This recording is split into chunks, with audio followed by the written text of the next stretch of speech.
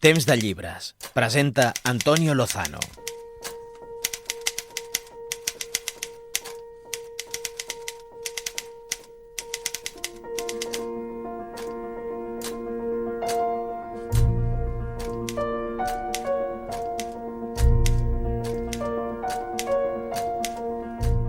Ets amic dels llibres? Els coneixes només de vista o encara no has descobert que t'encanta llegir?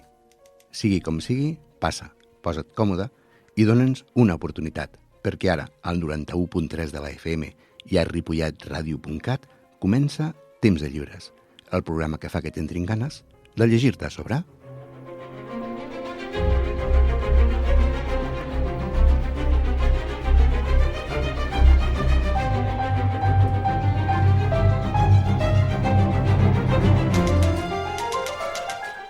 Estem a les portes de Setmana Santa i també de Sant Jordi.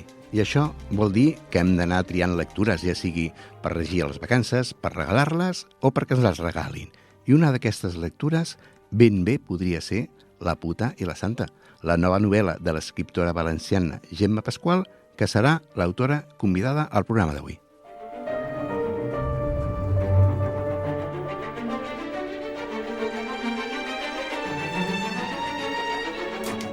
El control el posa, com sempre, Jordi Poy i la veu, l'Antoni Lozano. Així que encetem un nou temps de llibres.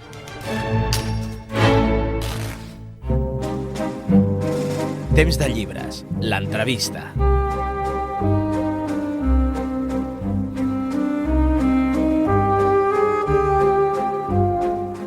Avui ens acompanya una gran escriptora. I és gran tant per la qualitat de la seva obra, per això li han donat una gran col·lecció de premis, com per la seva quantitat, perquè té més d'una trentena de llibres publicats. I igual t'escriu una història juvenil, com te fa un assaig, com et sorprèn amb una novel·la adulta com la que ens ve a presentar avui, que és La puta i la santa. Us parlo de la Gemma Pasqual i la tenim a l'altra banda del telèfon. Gemma, bona tarda i moltes gràcies per compartir amb nosaltres aquest temps de llibres. Bona tarda, encantada d'estar en el vostre programa. Com deia, tens molts llibres publicats. Els que sou tan prolífics, jo sempre us pregunto, porteu la xifra? Sabeu el nombre exacte de llibres que teniu publicats? No, vull dir, jo no es compte llibres. Però sí que són molts, és que porto molts anys de carrera. Sí. També és veritat que jo soc una escriptora professionalitzada, no? Que jo només em dedico a escriure i és normal que tinga molts llibres en el mercat. I a més això, tens la gran avantatge, la gran sort de poder dedicar-te i viure d'escriure i a més amb la particularitat de viure i escriure en català, que és encara més difícil. O sigui, si ja ser escriptor, viure d'escriure és complicat, fer-ho en català és com un doble salto mortal. Sí, em sento una privilegiada, però també és moltíssima feina. Vull dir que són moltes hores. Bueno, com tots els autònoms, pense jo, no? Però, clar, per a mantenir en català i has de trepitjar molt el territori. Vull dir, has d'anar poble a poble, has d'explicar el teu llibre. M'ha costat molta feina arribar on soc, no? Però la veritat sí, estic molt agraïda als lectors, perquè és un privilegi que la meva professió siga i que més m'agrada. Dedicar-te a lo que t'agrada és que és el més gran que hi ha, em penso. Sí.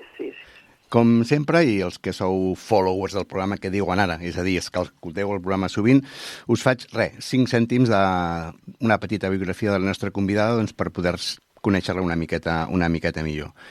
Neixes, no diré l'any, però el mateix any, per exemple, que neixien grans mites com el Kurt Cobain, que em va volar al cap, però el meu cap continua tenint 27 anys. Bueno, jo vaig néixer en 1967 i a mi no em fa vergonya dir l'edat. Jo, com que no sé si us fa o no, no sé. Jo estic orgullosa de complir anys, crec que això és una sort. Tu què escrius pels joves? Això del tema ara que està tan de moda de les generacions, si ets millennial, si ets boomer, si ets generació no sé quantos, això ho controles tu? A veure, a mi em diuen que soc boomer i a mi no fa gens gràcia que em posen etiquetes, però crec que nosaltres som boomer ara. Tu neixes a una localitat valenciana, que a més jo sé que n'estàs molt orgullosa d'ell i fas gales sempre que pots. Digues on vas néixer. Sí, jo soc d'Almoines, de la Safor, un poblet que està molt a prop de Gandia. De fet, en el meu llibre, el que presentem ara, La Putela Santa, són originaris del meu poble. Però de ben petita, per temes familiars, et vas traslladar primer a Gandia, crec que va ser, després a València. Quins records guardes dels teus primers anys? Que va haver-hi moments que sé que van ser complicats. Sí, a veure, jo tinc molt bons records d'Almoines i de Gandia, però sí que és veritat que jo als 14 anys es desnonen, meu pare s'arruïna i anem a viure a València. Llavors sí que són moments molt, molt complicats, però al mateix temps de superació, no? Vull dir, la part positiva, si és que en té alguna, que el desnonen, perquè això el fa que, no sé, jo tinc malalties i coses que ve de no tenir aliments, de no poder menjar, no? Però la part positiva és que jo crec que igual si m'haguera quedat en Gandia no haguera arribat a ser escriptora. Vull dir, jo estic convençuda d'això. I després, amb el tema professional, vas estudiar Administració d'Empreses i vas entrar a treballar a la IBM, on et vas formar en programació i anàlisi de sistemes, que va ser que per aquella època, primer, la IBM era com la capdavantera mundial en temes tecnològics per aquells anys, imagino, i poques dones hi havia bé que siguessin programadores. Molt poques, la veritat. Vas estar tota una pionera. Sí, és que IBM es va instal·lar a València, en una fàbrica enorme, i després a la mateixa ciutat de València tenia unes oficines i gràcies a un professor, el meu professor de matemàtiques, em van becar, no? I em vaig prendre una llista de sistemes. Sí, era de les primeres dones vaquem.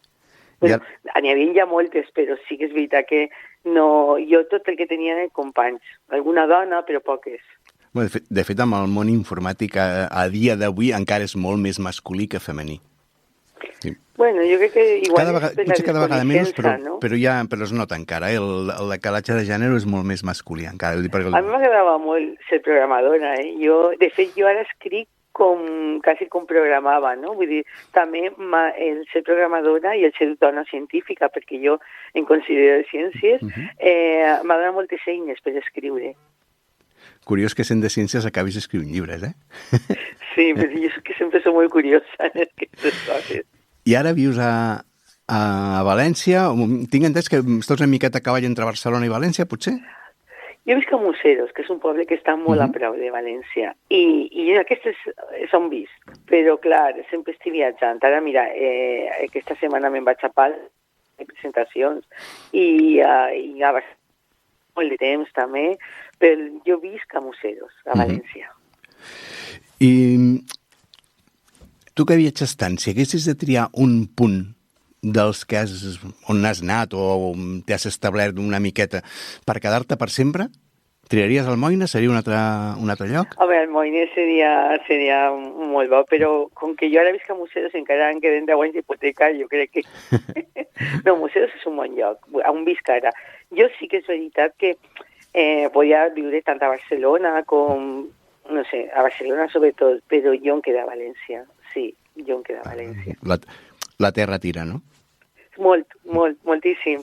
Mira que em resulta molt d'esforç moltes vegades perquè vinc divendres a València i el dilluns igual ja soc aquí a Barcelona, i m'ho he plantejat moltes vegades traslladar-me, però no, sempre a l'últim moment estic molt bé, i a València també està el meu fill a València i la família, i això també fa.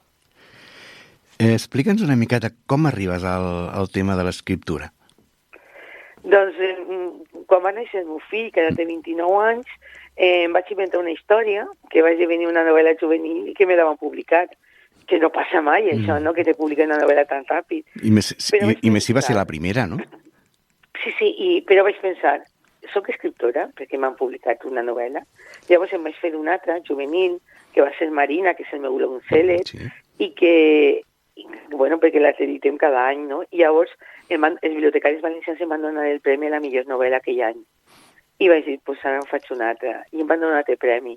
Llavors em vaig adonar que és que m'agradava molt escriure, però que viure de l'escriptura jo sabia que era complicat, ja ho sabia, però no pots... Jo pensava, si sóc informàtica i escriptora, o sóc informàtica o sóc escriptora, no? L'escriptura és com un hobby, no em permetrà. I, bueno, vaig parar en el meu home, ens van donar un temps a veure si me'n podia eixir. Em va costar, vull dir, perquè al principi pagava més d'autònom que cobrava de llibres, i vaig plorar molt, però soc molt tossuda, no? I vaig, no sé, em vaig empenyar moltíssim, no? I bé, ho he aconseguit. La prova està això que portes 30 anys escrivint i vivint de l'escriptura, no? I de fet és curiós perquè quan em vaig donar d'alta d'autònoma no existia l'epígraf d'escriptora. Era ceramista i no sé quantes coses. Amb aquell de toreros i artistes, potser, o alguna cosa així. Sí, una cosa que i ara fa uns anys ja tenim l'epígraf d'escriptora. I em va fer molta il·lusió després de tants anys pagant l'autònom, quan em va vindre l'epígraf d'escriptora em va fer molta il·lusió. El truc per poder viure de l'escriptura rau en pencar molt? Sí, bueno, en tot. Per poder viure d'alguna cosa és pencar molt. I si ho vols fer en català, moltíssim. Moltíssim. Jo sempre recordo, quan a mi també m'agrada escriure, i un dels primers tallers que vaig fer d'escriptura, el profe que teníem, ens deia, el primer que ens va dir és, mireu, si voleu passar gana, sigueu escriptors. I si us voleu morir de fam, escriviu en català. I això se'm va quedar gravat a foc. Doncs, però és treballar molt, vull dir, també és veritat que tenir clar que som al segle XXI i que és veritat que escric en una llengua minoritzada, però també hi ha molts lectors, vull dir, el target és gran, saps? I ho hem de tenir en compte, no? I la veritat és que tant en la meva literatura juvenil com la d'adults tinc molts lectors. Després les traduccions també m'han ajudat en Sud-amèrica, però sobretot el meu target important és els països catalans. Aquí volia arribar al tema de les traduccions. Obres teves s'han traduït al castellà, a l'italià també, però tu sempre les escrius en català. O sigui, la teva llengua d'escriptura és el català. Sí, sempre. I de fet, la primera traducció que va ser Llàgrimes sobre Bagdad, que és la ballarina de Bagdad a l'italià, la van fer del català a l'italià. No va passar per l'espanyol. Curiós, no? Però, doncs no és curiós. Penses que per proximitat hauria de ser el castellà, dius...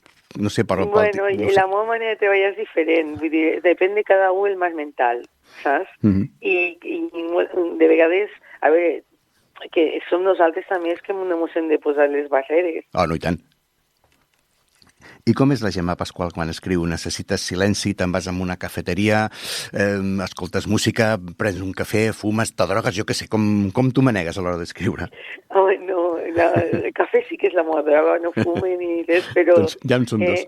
De vegades, que jo soc una dona molt sistemàtica, bueno, és precís perquè, clar, jo vaig a terminis, les editorials esperen una data determinada la meva obra perquè, clar, un llibre comporta moltes coses, no només la meva escriptura, sinó la correcció, la preparació i la venda, el màrqueting, és tot un engranatge, no?, perquè és una indústria cultural, no?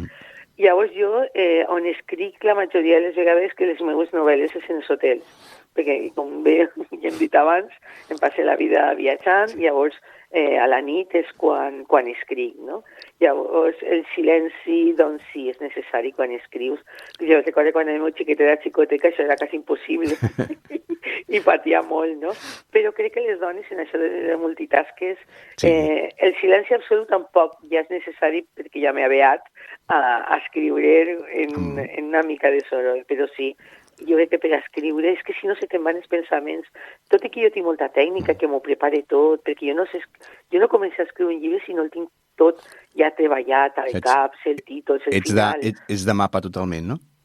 Sí, jo soc de mapa de molt, i no passa res, vull dir, mira, Meritxell es va escriure el Frankenstein en una nit i li va molt bé, però jo no, però sí que és veritat que clar, si no tens silenci concentrada, si se t'escapen i són molt difícils tornar-les a tapar. Però com dia Picasso, no, que les muses s'agafen treballant sempre. I tant. Abans hem dit això, que tenies com una gran col·lecció de premis. Un dubte aquí. Els premis creus que t'enforteixen o que t'afebleixen? M'explico. Entenc que quan comences a rebre un premi doncs és com un reconeixement a la teva obra, al teu treball, a la teva qualitat, un estímul per continuar endavant. Però ja quan portes una temporada i ets professional d'això i te continuen donant premis, no es corre el risc de caure una miqueta amb la complaença, de que passi això que deia l'actor Jordi Sánchez quan feia Antonio Ricci, que pensis que bueno soy, que culito tengo? A mi no. Jo la veritat, la gent que em coneix, tot el món sap que jo trepitge fort el terra, no? Llavors, sí, és veritat, si no m'havien donat els primers premis, segurament igual no hauria continuat, no? Però a mi m'agrada que em donen premis. El que passa que el premi està molt bé quan te'l donen, t'aplaudixen tots i el besen i ja està, però l'endemà continuar treballant. Perquè jo sempre, quan trec una novel·la, tinc els mateixos dubtes que tenia el primer dia i la gent que em té a la vora ho sap. No em poso nerviosa, no, jo no pense que... No ho sé, jo és que l'ego el tinc molt aclarit, saps? No... Toques molt de peus a terra, no? Sí, perquè, no ho sé, tampoc m'agrada que m'afalaguen massa, no? M'agrada que em diguin coses bé i que m'aplaudissin com a tots, no? Però en la seva justa mesura, saps?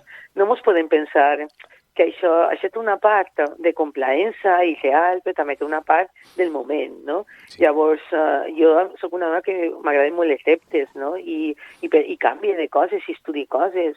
Llavors, sí, jo vull que em donen premis, estic encantadíssima, vull dir, no rebutge cap premi, i tant. però el dia, ese que el poses les sabates, el poses el vestit, i està molt bé el reconeixement, no? Però l'endemà jo... El vestit de feina ja pencar una altra vegada, no?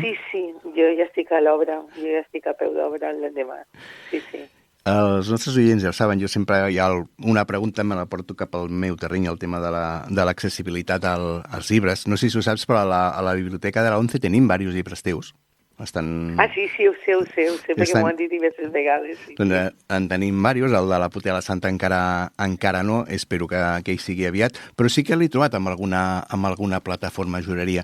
Això del tema aquest, a la ONCE no, perquè ho graven independentment, però ho controles tu si es treu algun audiollibre teu, qui ho fa, com ho llegeix, perquè de vegades això molts escriptors no ho sou conscients, però un bon lector et pot ajudar molt, però és que un mal lector pot fer que et tiris cap enrere a l'hora d'escoltar l'obra, saps?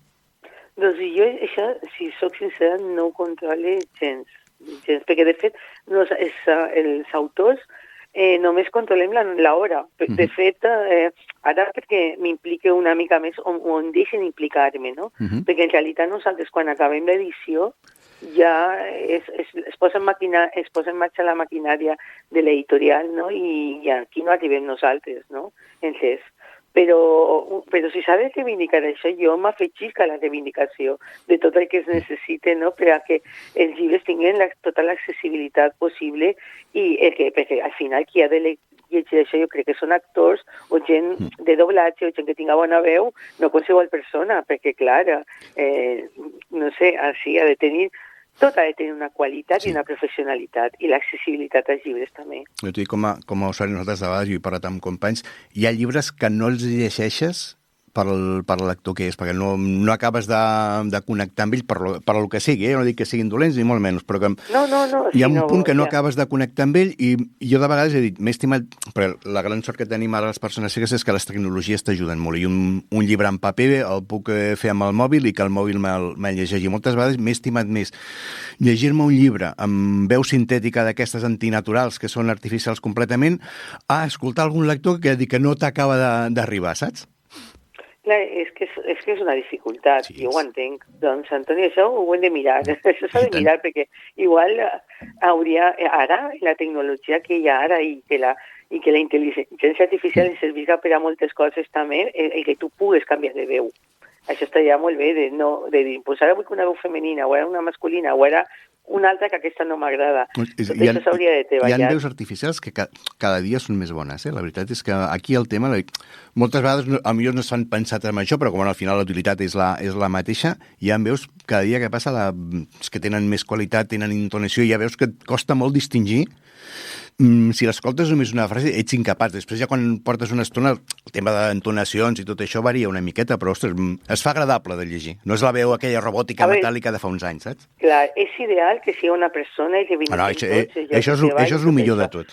Però, clar, també és veritat que la comunitat de gent com tu ha de tenir accessibilitat i ho han de fer fàcil. Ho han de fer fàcil perquè no podeu estar en el món a mitges, no? I ha de ser fàcil. I crec que això de canviar de to, perquè clar, quan escrius un llibre, el més important és el to de la novel·la. Sí. És a dir, que quan tu el llitges, el personatge, el son, no vull que el soni. I això, per exemple, quan va en la Puta de la Santa, que hi ha tants registres, que està que parla la Maria en primera... la Figuera el parla en tercera persona. Sí, que tens el punt aquest de realisme màgic. El lector que el llibre et passa bé, clar. I ara, ja que mencionaves el tema de la Puta i la Santa, anem aquí. Jo t'he dit abans que m'ha agradat, però l'he gaudit i la he patit, potser no sé si en la mateixa proporció, perquè és un llibre una miqueta cru, també. De fet, la història comença amb el maltractament d'un marit a la dona, i és un maltractament molt explícit, molt ben narrat.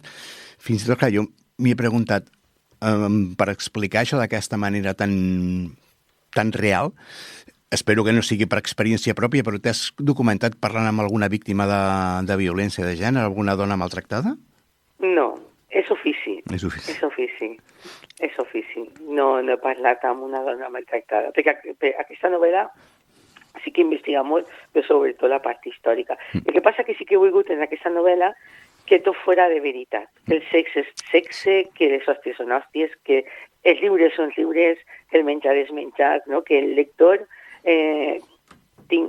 senga moltes coses. I, de fet, per això no vos fas patir tant en el sentit que, com que són dos protagonistes, quan una protagonista pateix, l'altra gaudix, i al revés. I així no es fa, la novel·la no se te fa pesada d'això, no? Però sí que és veritat que quan hi ha hòsties en la novel·la volia que foren de veritat i que les sentiries així com estàs dient. A mi quan les rebia la Maria, que és una de les Maries protagonistes, a mi em feia mal aquelles hòsties que ella rebia, eh? T'ho puc garantir. Però també vull que gaudiu en el menjar, en el sexe, en les risses, en els animals, en les plantes. Ara que et treus el tema de l'animal, m'ha agradat molt la línia aquesta de la gata blanca, que es manté amb la... Explico una miqueta, com hem començat potser una miqueta la que s'ha parlat taulada. La Puta i la Santa explica la història de dues dones d'una mateixa família, però separades per diferents generacions. En l'època actual està una Maria i la seva besàvia es narra una altra història, que aquesta està ubicada entre els anys 20-30, més o menys. I les dues dones acaben patint violència de diferents àmbits, però són dones que acaben sent maltractades. Hi ha un punt, el que comentaves abans, una de les trames està explicada per una figuera, que es manté també amb la trama actual. I el que et deia, a mi m'ha agradat moltíssim la línia aquesta de la gata blanca, que és una miqueta com l'àngel protector de les dues Marietes. Sí, és una mica com el realisme màgic sud-americà, no? Sí. Que a mi m'agrada molt, però sense passar-me, perquè no tinc aquesta tècnica, no? Que és així, però vull posar un element, no? Perquè, clar, la figuera que us parla als lectors no interactua en els personatges. Bueno, al final una mica, però en canvi la gata sí que se pot moure, no? I clar, aquestes dones estaven algú que les protegira, no? I aquesta gata m'ha donat molt de xoc, a més, les crea molt d'amor. No, es nota, eh? Igual que es nota molt el tema del curro de documentació. O sigui, tot el tema del barri de Sants, tots els fets que van passar, com descrius l'entorn, com descrius les coses que passen, aquí hi ha hores de feina. Però és que m'encanta, a mi m'encanta investigar, ja ho vaig fer, en les sèries torturades, ja ho sabeu, no? Sí. Que fins i tot en les novel·les juvenils jo investigué sempre. I clar, si jo volia situar-me en la Setmana Tràgica i a partir d'aquí avançar, jo havia de saber de què parlava i havia d'investigar, no estava bé fer-li trampes al lector. Llavors, la veritat és que m'ha encantat investigar, he après moltíssim i sobretot he vist com la història es repeteix, no? I això sí que fa molta ràbia. Sí, perquè, i a més, ara entre cometes, sembla que us tornant a viure la revifada aquesta de l'ultradreta i tot això, no? També que és una miqueta... Comença a fer por, segons com tu miris. Sí, perquè mira, quan estava escrivint la novel·la, tu veus que les dones en la Segona República, tenen molts drets, la segona i la primera. Comencem a tenir molts drets, no? I de sobte ve Franco, no? I ve la dictadura feixista i ens treuen tots els drets a les dones. Tan sols podíem obrir un compte corrent sense permís dels homes, no? No podíem tenir diners, no teníem la potestat dels nostres fills, no teníem res. I jo em pregunto, i què passaria si ara aquesta ultradreta avança tant i un dia, no? Ens treuen els drets? com està passant en els drets que tenen els homosexuals, per exemple, no? Que ja comencen a pensar que si és matrimonis gais, que si, no sé, que estem fent aquesta societat nostra que no es protegim, no?, davant de tota aquesta gentola. No ho entenc. Sí, però bé, suposo que no coneixen bé la història. Esperem que sigui això. Sí. A veure, t'he sentit dir que està una miqueta inspirada amb les vivències dels teus avis, la Puta i la Santa. Sí, a veure, jo vaig començar a escriure... el meu iaio era anarquista, vull dir, a Almoines teníem una fàbrica, teníem la fàbrica de la seda, i jo volia posar de protagonista la meva iaia Maria, no? I vaig començar la novel·la en Almoines, i que passava només allí en Almoines. Per circumstàncies vaig parar la novel·la i vaig començar Torturades, i després vaig canviar, i la vaig situar a Sants, perquè és que allí tenia... Almoines m'agrada molt i jo ja ho sabeu, no? Però és que allí tenia el Noi del Sucre, la història, la Setmana Tràgica, les fàbriques de Sants, la vaga de les dones, clar, guanyava per golejada, no? Però sí que és veritat que dice que la família és valenciana, perquè van venir, sempre han vingut els valencians a Barcelona a treballar, no? I en els registres es nota, perquè al començament parlen valencians, com ha de ser, no? I veus com van canviant, no? Com van adoptant l'estàndard oriental i, no sé, també en el registre també he fet una feina gran, però al final un llibre és com tot, no? S'ha d'escriure bé i costa, però gaudixo molt escrivint, de veritat que sí. A més, de vegades la vida té unes curiositats molt estranyes i no sé si has llegit Les noies de Sants, de la Tània Juste, però té un plantejament molt similar. El d'una passa amb el barri de Sants, també. És una família valenciana que venen per raons, venen aquí, i està situada en la mateixa època. A més, m'ha coincidit que me l'he llegit com 2 o 3 mesos de separació una de l'altra. La història és completament diferent, però és que el plantejament és molt, molt similar. I em va sorgir, us ho veu comentar, veu parlar, us veu passar informació? Jo en la Tània no ho he comentat, no he parlat amb ella, però és que molts lectors m'han escrit, diguem-me, mira, Gemma, tal, no? I la veritat és... clar, és una casualitat, però en realitat tampoc és tanta casualitat, perquè com que vam ser tant dels valencians que van venir, no? Mira, però és que, clar, crec que, de fet, el llibre crec que ha sortit també a la vegada, no? I sí, ha molt comentat diverses persones. Diu, mira, les noies de Sants també són valencianes, i sí, és una casualitat que la vida té aquestes coses curioses, no? Però sí que m'apetiria molt a veure si un dia me faig un cafè amb la Tània i en parlem, no? Perquè tinc molta curiositat. Doncs mira, a més, el tema aquest de les curiositats, jo he trobat una encara més rebuscada, perquè al teu llibre surt el Heinrich Himmler, que és un capitós d'aquests nazis, que va a Montserrat a la buscada del Sant Greal. Doncs, en poc temps he llegit La muntanya del tresor, del Martí Gironell, que també surt, i La germandat de l'àngel caigut, que també surt això. I a més ha coincidit que me'ls he llegit també com forces seguits. Dic, mira que és difícil trobar que això passi en un llibre, que sembla com de ciència-ficció, però que en 3 llibres gairebé seguits que el llegis passi, és increïble.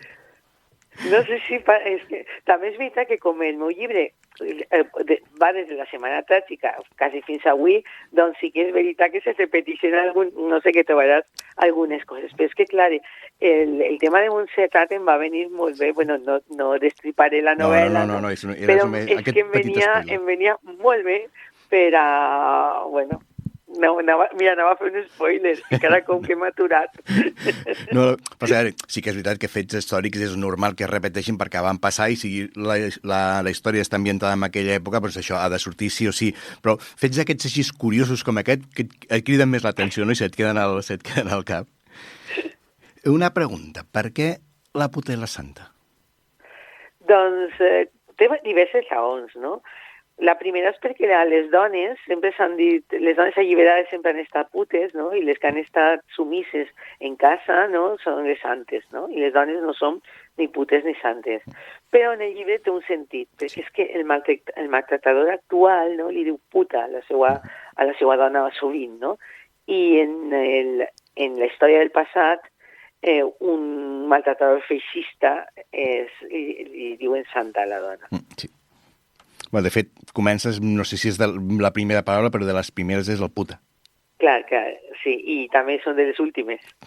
De les últimes paraules és puta i santa, també. Jo m'agrada molt fer aquest joc de paraules i que alguns lectors ni se n'adonaran, no? Però jo sí que jugué molt amb això. No, ja penso que està molt ben triat. Jo quan l'estava llegint, arriba un punt que em preguntava el per què, i acabes entenent el per què de la puta i la santa. Llegiu el llibre fins al final, a més, que és que no el podreu deixar, ja us ho garanteixo, però aleshores ho comprendreu, també.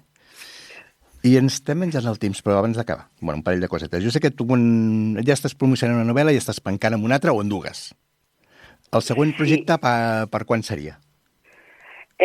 No, ara estic promocionant... Bueno, és que ara mateixa començaré amb una novel·la juvenil que em fa molta il·lusió, que fa moltíssima il·lusió. El que passa que no sé si puc dir el títol. Però de veres que em fa molta il·lusió. Bueno, no diré res perquè sempre m'avanço. Perquè, clar, com que jo ja ho he acabat i ja està tot, ja està. És que per tu ja és feina feta gairebé. Espera Sant Jordi, la tenim ja, i de fet físicament sortirà ara, al març. Però crec que no puc abans.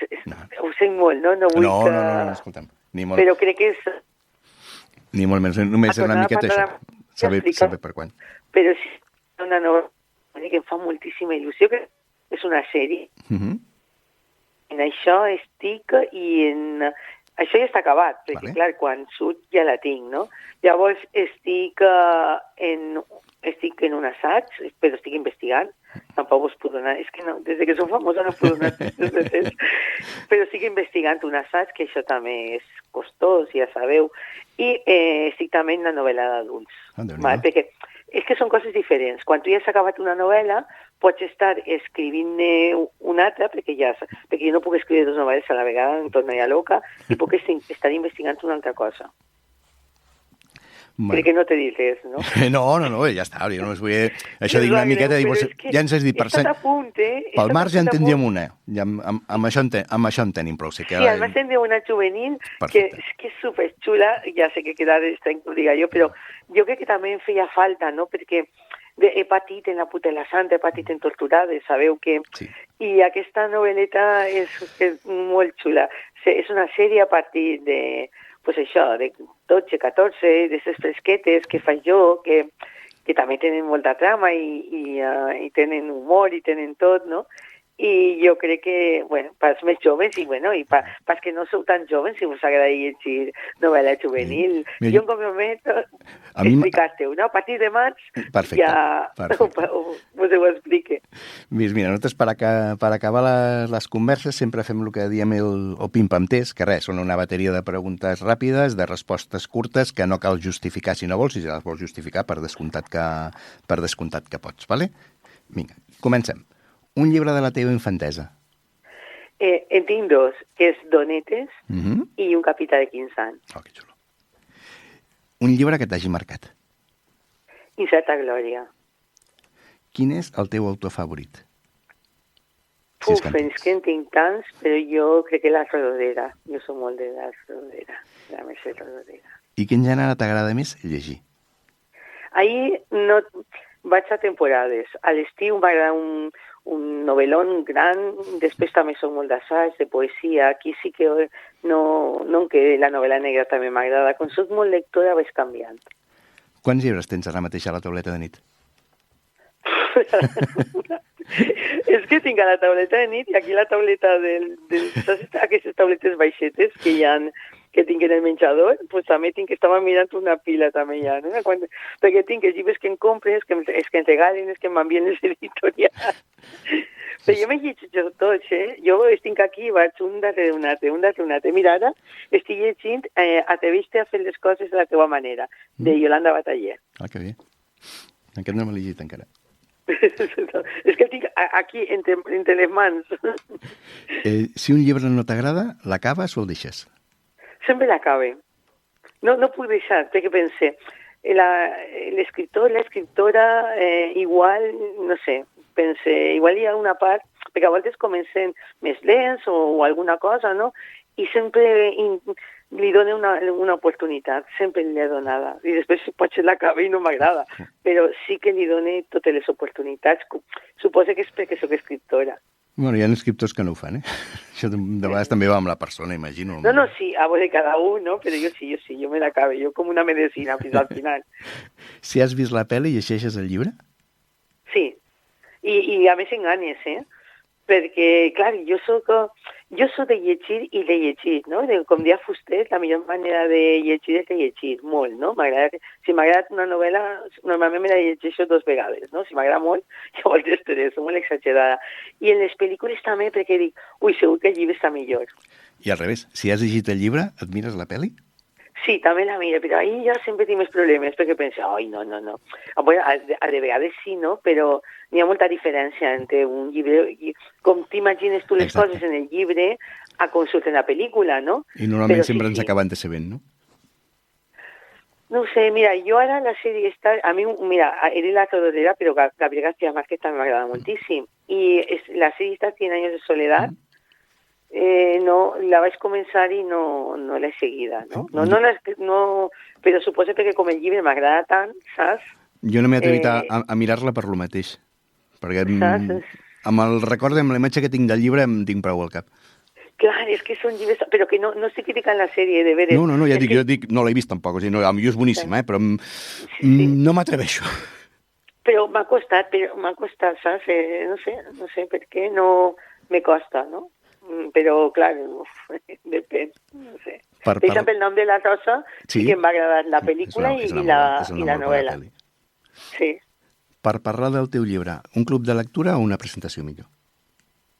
Un club de lectura. Les presentacions m'agraden molt i a més aquestes que faig jo, que mira, el 8 de març fem una passejada per Sants en totes les localitzacions del llibre, no? Això és molt xulo. Però un club de lectura, clar, quan parles directament amb els lectors és molt, molt xulo. I les presentacions també, però el club de lectura el dona més suc. Has fingit mai haver-te llegit un llibre per quedar bé o per fer-te-la interessant? Disculpa, és que se m'ha tallat. Digues. Si has fingit alguna vegada haver-te llegit un llibre per quedar bé amb algú o per fer-te-la interessant? Ai, no, perquè jo crec que això es nota moltíssim, perquè com que jo com a autora ho note tant, no, jo crec que no t'has llegit un llibre, doncs no passa res, dius, no me l'he llegit. Ja no, jo crec que la gent hauríem de... És que no ho he fet mai. Si un periodista te fa una mala crítica i després te'l trobes, el saludes, et fas la longuis, poses el peu a veure si ensopega i cau de lloros? No, a veure, jo penso que ni soc... Les has encaixat, no? Ara, si em fa una mala crítica, no al meu llibre, sinó a mi, i me'l trobe o alguna cosa, jo no soc dels que me calle, no? No per què opina del meu llibre, sinó si ha dit alguna cosa que no és certa, m'estime més i diu en persona, però tampoc som molt de replicar jo les crítiques. També és veritat que a mi, no és per fer-me la xula, però és que les crítiques me n'han fet molt poques, Ai, toca fer-ho perquè ara no siga que...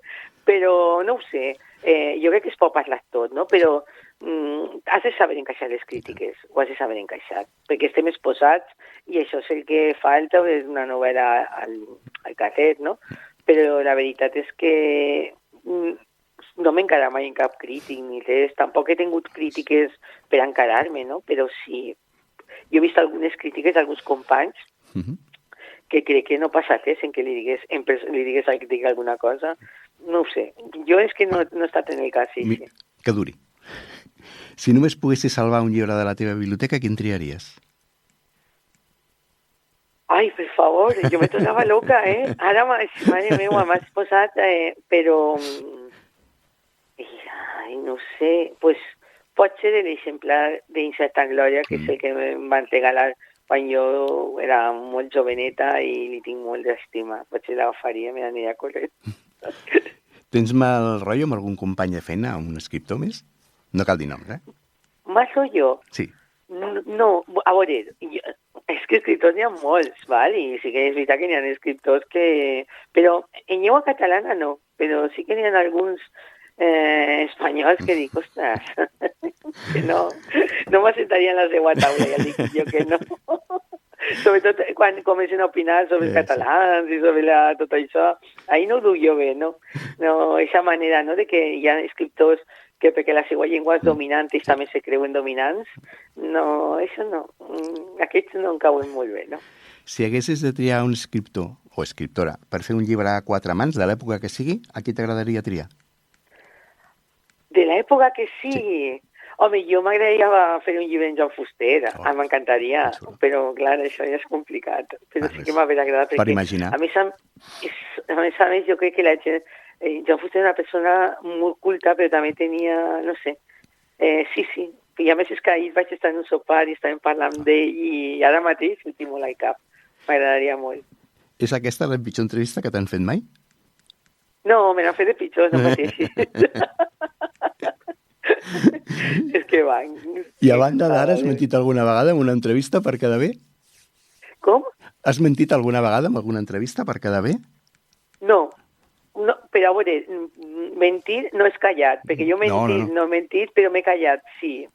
A veure, dissimular, sí, i fer silencis, i anar-me... I que em facis una pregunta que te contesti una altra cosa, no? Per no contestar-te directament a la pregunta, també. Però mentir, no. El que passa que jo, com dia, saps això de Mafalda, que tens subtítols a la cara, a mi em passa. Em quedé callada, faig cara de granota i ja se me nota moltíssim. Amb això pagues, no? Jo pague en la cara, de veres, però mentir, no, perquè jo crec que per a mentir diria la veritat, ja està. Però és que tampoc m'han fet a mi mai entrevistes incòmodes, ni les de tot, no sé. Millor. Saps? I la gent de la teva professió és que a mi em trata molt bé, i de fet en un llibre com Torturades, no?, que era molt complicat, m'han fet sentir sempre molt còmoda. Jo estic molt agraïda als periodistes, sobretot en Torturades, no?, que han sigut uns grans aliats d'aquest llibre, que jo sempre dic que més que un llibre és una denúncia, però uns aliats, sí. Pues Gemma, el rellotge tampoc no és cap sant i se'ns ha cruspit tot el temps que teníem per passar l'estoneta xerrant de llibres i de la puta i la santa. Els que ens escolteu, us recomano molt que la llegiu. Si us agraden els assaigs, doncs també en tens diversos. Nois joves, si ens escolteu, podeu llegir a la Gemma Pasqual, que té llibres molt bons, els de la Xènia són increïbles. I res, Gemma, només agrair-te que et passis per aquí, que hagis compartit amb nosaltres, amb els nostres oients, aquest temps de llibres, i esperem tornar-te a tenir ben aviat al programa. Moltíssimes gràcies per acompanyar-nos. Gràcies a vosaltres per llegir-me. Una abraçada. Una abraçada molt gran, Gemma.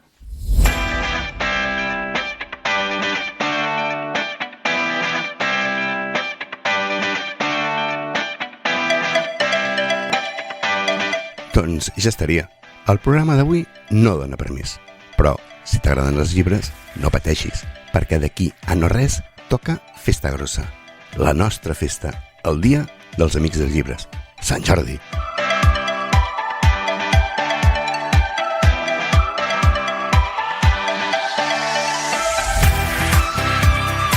I ja t'hauràs imaginat que a festa i tens llibres sempre anem agafats de la mà. Així que el 23 d'abril, de 10 a 1 del matí, tindràs especial Temps de Llibres en rigorosíssim directe des de la carpa de Ripollet Ràdio als carrers de Ripollet.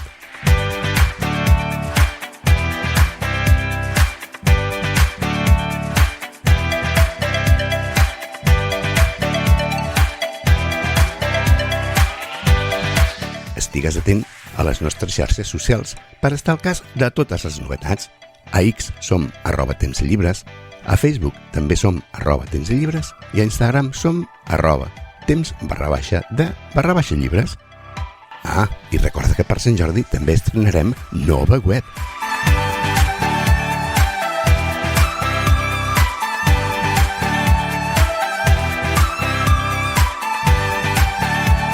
Rep una salutació de la colla dels de Temps de Llibres, l'Elisabet Vázquez, el Jordi Puy, el Sergi Requena, el Toni Miralles i de qui et parla, l'Antonio Lozano. I recorda, sigues feliç, llegeix i ens retrobem en el proper programa. A reveure!